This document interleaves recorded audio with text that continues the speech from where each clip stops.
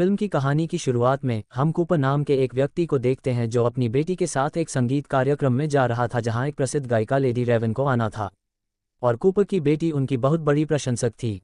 Concert काफ़ी बड़ा था, लगभग 20,000 प्रशंसक थे। कूपर की बेटी ने स्कूल में अच्छे अंक प्राप्त किए जिसे कूपर ने पुरस्कृत किया कि वह दोनों के लिए आगे की सीट लेता है जिससे उसकी बेटी बहुत खुश होती है। कूपर ने नोटिस किया कि इस इमारत में बहुत सारे पुलिस अधिकारी और सुरक्षाकर्मी हैं। पुलिस अधिकारी एक आदमी से पूछताछ करने के लिए उसे उठाते हैं। ये देखकर कूपर बहुत घबरा जाता है, उसके अंदर एक अजीब सा डर था। कॉन्सर्ट कुछ ही मिनटों में शुरू हो गया। जब लेडी रेवन मंच पर आती हैं और गाती हैं तो भीड़ उत्साहित हो जाती है। कूपर की बेटी सहित लोग खुशी से चिल्लाने लगते हैं। कूपर अब हॉल से बाहर जाने का बहाना बनाता है। फिर वह बाथरूम में जाता है और अपना मोबाइल सुरक्षा ऐप खोलता है जो हमें बताता है कि कूपर ने बेसमेंट में एक लड़के का अपहरण कर लिया है। जब हम बाहर का दृश्य देखते हैं जहां इमारत पुलिस से घिरी हुई थी और FBI कूपर फिर से संगीत कार्यक्रम में आता है और जब उसने पुलिस को देखा तो उसकी चिंताएं भी बढ़ गईं। वह कॉन्सर्ट के आधे समय के बाद बाहर आता है। अब कूपर की बेटी को लेडी रेवन की टी-शर्ट चाहिए थी, लेकिन उस साइज में एक ही टी-शर्ट थी जिसे कोई और लड़की भी खरीदने की जिद करती है। ये देख कूपर अपनी बेटी को समझाने लगा कि आप उस लड़की को ये टी-शर्ट खरीदने दें। अब उसकी बेटी मान जाती है क्योंकि वह अपने पिता की बातों से इनकार नहीं कर सकती थी। ये देखकर दुकान पर काम करने वाला अपनी बेटी से बहुत प्रभावित हुआ। वह कूपर से कहता है कि जब नया स्टॉक आएगा तो मैं आपकी बेटी के लिए ऐसी टी-शर्ट अलग कर दूंगा। अब कूपर इस कार्यकर्ता का फ़ायदा उठाने की सोचता है। उसने उससे पूछना शुरू कर दिया कि कॉन्सर्ट में इतनी सारी पुलिस और सुरक्षा क्यों है। इस पर कार्यकर्ता कहता है कि यह एक रहस्य है, लेकिन फिर भी मैं आपको बताऊंगा। आपने प्रसिद्ध हत्यारे कसाई के बारे में सुना होगा जो लोगों को फंसाता है, उन्हें अपने जाल में फंसाता है और फिर उन्हें बेरहमी से मार देता है। अब पुलिस को खबर मिली कि वह हत्यारा आज यहां आ रहा है, इसलिए पुलिस ने उसे पकड़ने के लिए ये कॉन्सर्ट रखा, एक जाल के रूप में, ताकि वह लड़की को अपने जाल में फंसा सके। क्योंकि यहां आने के बाद वह नहीं जा पाएगा, उसे पकड़ लिया जाएगा। कारण यह है कि हर निकास के रास्ते में पुलिस और सुरक्षा है। केवल एक ही रास्ता है और वह है मंच के पीछे की ओर, लेकिन वहां हर कोई नहीं जा सकता। ये सुनकर कूपर बार बार हंस रहा था, लेकिन उसकी सांस अंदर से अटक गई थी। वह जागता है क्योंकि वह आश्चर्यचकित है कि हत्यारा कोई और नहीं बल्कि खुद कूपर है। वह अपने बेटे के साथ बाहर आया। वह यहाँ से निकलने का रास्ता तलाशता रहता है। उन्हें पता चला कि हर निकास पर काफ़ी सुरक्षा है और यहाँ काम करने वाले श्रमिकों की ID से हर दरवाज़ा खोला जा सकता है। फिर उसने एक लड़की की तरफ देखा जिसने बहुत ज़्यादा शराब पी रखी थी। कूपर उसे नीचे धकेलता है। फिर वे सभी लोग उसके चारों ओर इकट्ठा हो जाते हैं। इसका फ़ायदा उठाकर कूपर ने अपनी बेटी के साथ जाने का फैसला किया, लेकिन बाहर बहुत सारी पुलिस थी, इसलिए वह असहाय होकर कॉन्सर्ट में वापस आता है। अब एक और गाना गाने के लिए रेवन अपने साथी गायक को बुलाता है जो मंच से बाहर आता है। ये देखकर कूपर ने वहां जाने का फैसला किया। उन्होंने अपनी बेटी से कहा कि जो लोग मंच के नीचे चलेंगे उन्हें बहुत मज़ा आएगा। उनकी बेटी हैरान होकर कहती है कि पापा को वहां जाने की इजाज़त नहीं है और आपके अजीब चीज़ों के बारे में बात कर रहे हैं। हम यहाँ ठीक हैं। इसलिए कूपर फिर से उसी कार्यकर्ता के पास आया जो कूपर को देता है और कहता है, सर, वहाँ से एक नया स्टॉक आया है, इसलिए मैं आपकी बेटी के लिए स्टॉक की शर्ट खरीदने के लिए स्टोर पर जाने वाला था। कूपर पूछता है, क्या मैं तुम्हारे साथ आ सकता हूँ? इस पर कार्यकर्ता बिना सोचे समझे सहमत हो जाता है। स्टोर पर आकर कर्मचारी कूपर से पूछता है कि तुम क्या करते हो? वह जवाब देता है कि मैं एक फायर फाइटर हूँ। जब कर्मचारी नया स्टॉक बॉक्स उठा रहा था तो कूपर ने गुप्त रूप से उसकी ID चुरा ली। तब कार्यकर्ता उससे कहता है कि आज हत्यारे को पकड़ लिया जाए। सभी कार्यकर्ताओं को इस ट्रायल के बारे में पता है और पुलिस ने सभी को अलग अलग कोड दिए हैं। कूपर उससे पूछता है कि आपका गुप्त कोड क्या है, जिस पर वह एक बार फिर बिना सोचे समझे बता देता है कि हैमिल्टन, यह मेरा सीक्रेट कोड है। और अब वह कार्यकर्ता कूपर को एक टी-शर्ट देता है, वो भी फ्री में। अब ये दोनों ऊपर आते हैं। कूपर अपने ID कार्ड की मदद से दरवाज़ा खोलता है। वह एक कमरे में गया जहां पुलिस एक गुप्त बैठक कर रही थी। यहाँ कूपर ऐसा व्यवहार करता है मानो वह यहाँ का एक कर्मचारी हो और अभी अभी कॉफ़ी पीने आया हो। इसमें किसी को भी उन पर शक नहीं है। अब कूपर कॉफ़ी लेने लगा। उसके साथ ही उसने एक पुलिस रेडियो भी चुरा लिया, जिसके बाद वह फिर से कॉन्सर्ट में आता है और यहाँ रेडियो पर पुलिस की पूरी प्लानिंग सुनाई देती है। उन्हें पता चला कि इस पूरी प्लानिंग के पीछे एक पुराने डॉक्टर का हाथ है जिसका काम हत्यारे की पहचान करना है, क्योंकि किसी ने उसका चेहरा नहीं देखा है और पुलिस को सिर्फ इतना पता है कि वह एक आदमी है। कूपर अपनी बेटी से कहता है कि मुझे फिर से बाहर जाना होगा, मैं अपना क्रेडिट कार्ड भूल गया हूँ, और हाँ, अगर गलती से आप खो गए हैं तो पार्किंग एरिया में आ जाएं। इतना कहने के बाद वह बाहर चला जाता है। कूपर सोचता है कि मैं यहाँ फायर अलार्म लगाऊंगा जिससे यहाँ की भीड़ मर जाएगी। फिर भीड़ का फ़ायदा उठाकर मैं भी यहाँ से भाग जाऊंगा। लेकिन तभी रेडियो पर पुराने डॉक्टर की आवाज़ आए, जो कह रहा था कि हत्यारा यहाँ से भागने की कोशिश कर रहा होगा और वह लोगों में भय पैदा करने की कोशिश करेगा, वह उन्हें परेशान करने की कोशिश करेगा। जैसे वह कहेगा कि यहाँ बम है या वह फायर अलार्म करेगा। अगर ऐसा हुआ तो बच्चों और महिलाओं को ही बाहर किया जाएगा। ये सुनने के बाद कूपर फिर से चिंतित हो गया क्योंकि उसकी योजना फिर से विफल हो गई थी। फिर कूपर जल्दी भागने की सोचता है, लेकिन ऊपर जाने के लिए निकास पर भी पुलिस का पहरा था। तभी उसकी नज़र किचन पर गई और उसके दिमाग में एक कार्ड आया। वह चूल्हा, यानी जिस चूल्हे पर तेल रखा था, वह डीप फ्रायर इसकी आग को तेज करता है। फिर उसमें कांच की बोतलें डाल देता है। थोड़ी देर में वे बोतलें फट गईं और एक लड़की पर तेल गिरता है जिसने उसे बहुत जला दिया। उसके मुखिया की आवाज़ सुनकर पुलिस उसकी मदद के लिए जाती है, जबकि कूपर एक एप्रन लेकर आता है, लेकिन वह पुलिस को भी यहीं खड़ा पाता है। वह कूपर से पूछता है कि तुम यहाँ क्या कर रहे हो। वह जवाब देता है कि मैं यहाँ सिर्फ कुछ ताज़ी हवा लेने आया हूँ ताकि मैं अपना मूड फ्रेश कर सकूँ। नीचे रसोई में एक घटना है जिसमें मेरा दोस्त बहुत जल गया।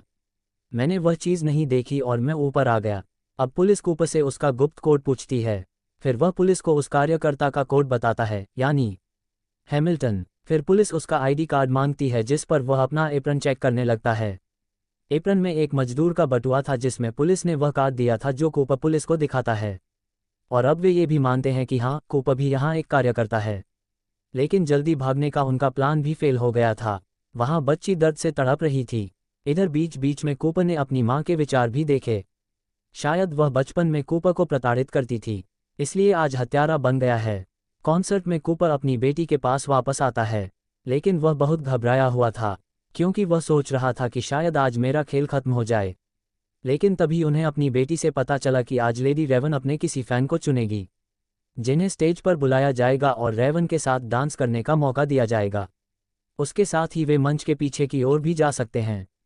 मंच के पिछले हिस्से के बारे में सुनकर कूपर बहुत खुश हुए, क्योंकि यह एकमात्र जगह थी जहां उसे पोल का सामना नहीं करना पड़ेगा। लेकिन वह सोचता है कि अब मुझे क्या करना चाहिए कि लेडी रेवन ने मेरी बेटी को चुना। वह अब अपने समूह के एक सदस्य के पास जाता है और उसके साथ रेवन की बहुत प्रशंसा करने लगता है। तब समूह का सदस्य उसे बताता है कि वास्तव में मैं रेवन का चाचा हूँ। फिर कूपर ने उसे बताया कि मेरी बेटी लेडी रेवन की बहुत बड़ी प्रशंसक है। वह यहाँ झूठ बोलते हैं कि मेरी बेटी कैंसर जैसी खतरनाक बीमारी से लड़ चुकी है और आज मैंने देखा कि वह यहाँ आकर बहुत खुश है। ये सुनकर रेवन के चाचा को कूपर की बेटी पर दया आ गई और ये लोग उनकी बेटी को चुनते हैं। रेवन के फैंस को रेवन के साथ डांस करने का मौका दिया जाएगा, जिस पर उनकी बेटी काफ़ी खुश हैं। इन दोनों को मंच पर ले जाया गया, जहां रेवन कूपर की बेटी को मंच पर बुलाता है और उसके साथ नृत्य करता है। तभी कूपर की नज़र एक लड़की पर गई जो बेहोश होने वाली थी। कूपर उसे उठाता है और मेडिकल रूम में ले जाता है। ये देखकर ग्रुप मैनेजर बहुत प्रभावित हुआ कि कूपर इतना अच्छा इंसान है। और जब नृत्य खत्म हो गया तो वह उन्हें बताती है कि आप इस मंच पर बाकी नृत्य देख सकते हैं। अब कूपर मैनेजर से बड़े आराम से बात करता है। वो कहता है तुमसे एहसान चाहता था, क्या हम मंच के पीछे से जा सकते हैं, क्योंकि वहाँ ज़्यादा भाग दौड़ नहीं होगी। इसके लिए मैनेजर भी सहमत हैं। कॉन्सर्ट खत्म होते ही मैनेजर उन्हें स्टेज के पिछले दरवाजे पर ले जाता है और बाहर का रास्ता दिखाता है। लेकिन पुलिस भी वहीं खड़ी थी क्योंकि कूपर यहाँ से निकल नहीं पाया था। वह सोचता है कि मैं बिना जांच किए बाहर कैसे जा सकता हूँ। तभी लेडी रेवन उसके पास आती है जो कूपर की बेटी को अलविदा कहने आई थी। फिर कूपर उससे कहता है कि मैं तुमसे 2 मिनट तक अकेले में बात करना चाहता हूँ, जिसके लिए रेवन सहमत है। कूपर उसे बताता है कि पुलिस जिस हत्यारे की तलाश कर रही है, जिसके लिए सारा जाल बिछाया गया है, वह कोई और नहीं बल्कि मैं हूँ। फिर वह लड़की की रिकॉर्डिंग दिखाता है और उसे बताता है कि मैंने एक लड़के का अपहरण कर उसे एक कमरे में बंद कर दिया है। मुझे GSE बटन दबाना है। कमरे में जहरीली गैस फैल जाएगी जिससे लड़के की मौत हो जाएगी। तो अब आपको ये करना है कि आपको हमें अपनी कार से बाहर निकालना है, और अगर तुम ऐसा नहीं करोगे तो मैं इस लड़के को मार डालूंगा। अब रेवन, जो इस लड़के को जानता भी नहीं था, जान बचाने के लिए राजी हो जाता है। वह कूपर और उसकी बेटी को अपनी कार में ले जाती है और उन्हें यहाँ से ले जाना शुरू कर देती है। अब पुलिस बाहर जाने वाले हर व्यक्ति की चेकिंग कर रही थी, लेकिन कूपर इतना होशियार था कि वह पुलिस के सामने से भाग निकला। उन्हें कुछ पता भी नहीं चल पाया। थोड़ी दूर आने के बाद कूपर रेवन से कहता है कि वह हमें यहाँ छोड़ दे। तब रेवन कहता है कि मुझे तुम्हारा घर देखना है। मैं तुम्हें वहीं छोड़ दूंगा। जब वे घर आते हैं तो हम देखते हैं कि कूपर का एक बेटा और उसकी पत्नी है, लेकिन कोई नहीं जानता कि वे एक हत्यारे के साथ रह रहे हैं।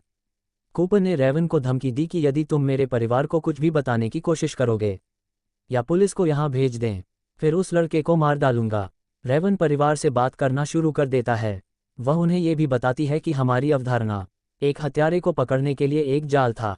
इन शब्दों के साथ कूपर अपना दिमाग खो रहा था।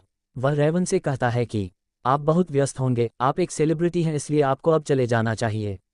रेवन का कहना है कि मैं आपके पियानो पर एक गाना गाना चाहता हूं और फिर चला जाऊंगा। वह एक गाना गाती है।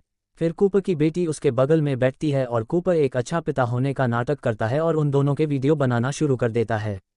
लेकिन जैसे ही गाना खत्म हुआ, रेवन ने उसका फ़ोन छीन लिया और बाथरूम की ओर भाग गया। उसने दरवाज़ा अंदर से बंद कर दिया। कूपर ने दरवाज़ा खटखटाना शुरू कर दिया और अपना फ़ोन वापस मांगा। जोदिकल के परिवार को भी शक होने लगा कि कुछ गड़बड़ है। अब रेवन जल्दी से अपना फ़ोन चालू करती है, लेकिन पुलिस को बुलाने के बजाय वह उस लड़के से बात करती है। वह उससे पूछती है कि वह अभी कहाँ है। लड़का कहता है कि मैं ज़्यादा नहीं जानता, मुझे बस एक टूटी हुई शेर की मूर्ति याद है और इस घर का दरवाज़ा नीला है। ये सुनकर रेवन को एक विचार आया। वह इंस्टाग्राम पर लाइव आती हैं और अपने प्रशंसकों को बताती हैं कि इस घर में एक नीला दरवाज़ा है। अगर किसी ने ऐसी जगह देखी है, फिर उस घर में चले जाना। घर के तहखाने में एक लड़का है, इसलिए उसे वहाँ से निकालो क्योंकि उसे मदद की ज़रूरत है। अब सोचने की बात है कि इस तरह मदद करने कौन आता है, और अगर किसी ने ऐसी जगह देखी है तो वह पुलिस को बुलाएगा और उसकी मदद के लिए नहीं जाएगा। तो फैंस उनसे सवाल करने लगते हैं, जिसके बाद रेवन अपने ड्राइवर को तुरंत पुलिस को बुलाने के लिए मैसेज करती है। फिर कूपर दूसरी चाबी से दरवाज़ा तोड़ देता है। उसने अपने परिवार को ऊपर वाले कमरे में बंद कर दिया और अब वह अपना फ़ोन लेता है और पहले लड़के की जांच करता है। वह देखता है कि सचमुच किसी ने लड़के को वहां से उठा लिया है। ये देखकर कूपर को बहुत गुस्सा आता है और अब वह रेवन को कार में बिठाता है और भागने लगता है। लेकिन तभी उनका परिवार कार के सामने आ गया, क्योंकि कूपर ने भले ही दरवाज़ा बंद कर दिया था लेकिन वह खिड़की बंद करना भूल गए, जिसके कारण परिवार पेड़ से उतर गया और फिर वे नीचे आ गए। ये देखकर कूपर सोचता है कि मैंने इतनी बड़ी गलती कैसे कर दी, अंधे होने के बावजूद। और अब रेवन भी कार से बाहर निकलती है और अपने परिवार के पास जाती है। अब तक पुलिस भी यहाँ आ चुकी थी और ये लोग घर को चारों तरफ से घेर लेते हैं। कूपर के परिवार को एक पुलिस कार में ले जाया गया, जबकि रेवन भी उसकी कार में बैठ गया। लेकिन तभी एक अधिकारी आता है और अपने ड्राइवर से कहता है कि कार से बाहर निकलो, हम रेवन को घर पर छोड़ देंगे, और वह उसे भी यहाँ से ले जाता है। लेकिन जब पुलिस घर की जांच करती है, घर में कोई नहीं है। दरअसल उसके तहखाने में सुरंग है जो उसके पड़ोसी के बगीचे में खुलता है, इसलिए वह वहां से भाग गया। अब हमें पता चला कि रेवन को ले जाने वाला अधिकारी वास्तव में कूपर था। वह पुलिस के कपड़े पहनकर बाहर आया था, तो कोई भी उसे पहचान नहीं पाया। और अब वे रेवन को हथकड़ी लगाकर कार में बंद कर देते हैं और कहते हैं कि शहर में कई जगहें हैं, हम जहां जा रहे हैं और कोई भी हमें पकड़ नहीं पाएगा। अब जब रात होती है तो कूपर कार को बाहर निकालता है और उसकी कार ट्रैफिक में फंस जाती है। रेवन खिड़की पटक देता है, लोग उसे पहचानते हैं और वह मदद मांगने लगती है। कूपर ने ये देखा और खिड़की बंद कर दी, लेकिन अब लोगों ने कार को चारों तरफ से घेर लिया था और वे आगे नहीं बढ़ सकते थे। इसलिए हथकड़ी से मुक्त होने के बाद रेवन भी कार से बाहर आता है। कुछ समय बाद पुलिस भी यहाँ आए, उन्होंने लोगों को हटा दिया और कार को चारों तरफ से घेर लिया। जब उन्होंने दरवाज़ा खोला तो उन्होंने देखा कि कूपर कार में नहीं है, केवल उसकी पुलिस की वर्दी सीट पर पड़ी थी। वास्तव में कूपर पहले ही कार छोड़ चुका था। वह भाग्यशाली था, वह भीड़ का फायदा उठाकर भाग गया। अब रेवन ने उस परिवार को धन्यवाद दिया जिसने उस लड़के की जान बचाई। अब कूपर की पत्नी अपने घर वापस आ गई जब उसका बच्चा उसकी चाची के घर पर रह गया। पुलिस उसकी पत्नी की सुरक्षा के लिए घर के बाहर खड़ी थी। अब उसकी पत्नी रसोई में जाती है और कहता है कि कूपर पहले ही घर में घुस चुका है। वह सोच रहा था कि पुलिस को कैसे पता चला कि हत्यारा कॉन्सर्ट में प्रवेश करने जा रहा है, इसलिए यहाँ पता चला कि वह कूपर की पत्नी थी जो इस सब के पीछे थी। वास्तव में उसे संदेह था कि कूपर का किसी के साथ संबंध था, क्योंकि उसके कपड़ों से हमेशा ऐसी गंध आती थी। अस्पताल का तरल पदार्थ। वास्तव में कूपर अपना खून साफ करने के लिए अस्पताल जाता था और वह साफ करता था तरल पदार्थ से खून। अब एक दिन उसकी पत्नी कूपर के पीछे पीछे संगीत कार्यक्रम स्थल तक गई जहां वह प्लानिंग के लिए जाते थे। वहां उनकी पत्नी ने देखा कि टेबल और कुर्सी के अलावा कुछ नहीं है। वह सोचने लगी कि शायद मेरे पति ही हत्यारे हैं, तो उन्होंने कूपर के पास से रसीद निकाली। उन्हें याद आया कि अगर भीड़ वाली जगह है तो हत्यारा जरूर आएगा। अब उसे अपने पति पर शक हुआ तो उसने उस जगह पर रसीद रख दी और पुलिस को बताया कि वह जगह हत्यारे की है और हत्यारा संगीत कार्यक्रम में प्रवेश करने जा रहा है। इसलिए उसने हत्यारे को पकड़ने के लिए एक जाल बिछाया। लेकिन अब जब उसकी पत्नी सच पता चला कि उसका पति एक पागल हत्यारा है और वह उसके सही दिमाग में नहीं है, इसलिए वह बहुत दुखी थी और वह भी बहुत डरी हुई थी। कूपर ने अपनी पत्नी को मारने का फैसला किया और फिर खुद जब उसने अपनी पत्नी से कहा तो उसने कहा कि चलो वह पाई खाओ जो मैंने रेवन के लिए बनाई थी। इसलिए वह पाई खाने के लिए बैठ गई, लेकिन कूपर उसे खाते समय नहीं बता सका। उसने कहा कि मैं तुम पर बहुत गुस्सा हूं, तेरे कारण मैं अपने बच्चों को बड़ा होते नहीं देख सकता, अब मैं मरने जा रहा हूं। जब पाई खत्म हो गई तो कूपर को भी एहसास हुआ कि कुछ ऐसा था, क्योंकि उसका शरीर सुन्न होने लगा था, उसे चक्कर आने लगा, लेकिन फिर भी वह अपनी पत्नी को मारने की कोशिश करने लगा। लेकिन फिर पुलिस आई जिसने उसे कई बार गोली मारी, जिससे वह गिर गया और आखिरकार उसे गिरफ्तार कर लिया गया। जबकि कूपर ने अपने बेटे को देखा साइकिल जिसे उसने उठाकर पार्क किया। उनकी बेटी आई और आखिरी बार उनसे मिली। फिर पुलिस ने उसे वैन में डाल दिया और वे चले गए। लेकिन रास्ते में हमें पता चला कि कूपर ने अपने बेटे की साइकिल से एक तार तोड़कर अपने पास रख लिया था, जिसका इस्तेमाल वह अपनी हथकड़ी खोलने के लिए करता था। और वह अजीब तरह से मुस्कुराता रहा, जिसका मतलब है कि एक बार फिर हर किसी के प्रयास व्यर्थ थे। कूपर लोगों को मारना जारी रखेगा, जो स्पष्ट रूप से बहुत डरावना है। और इस बुरी मुस्कान के साथ ये कहानी यहीं समाप्त होती है।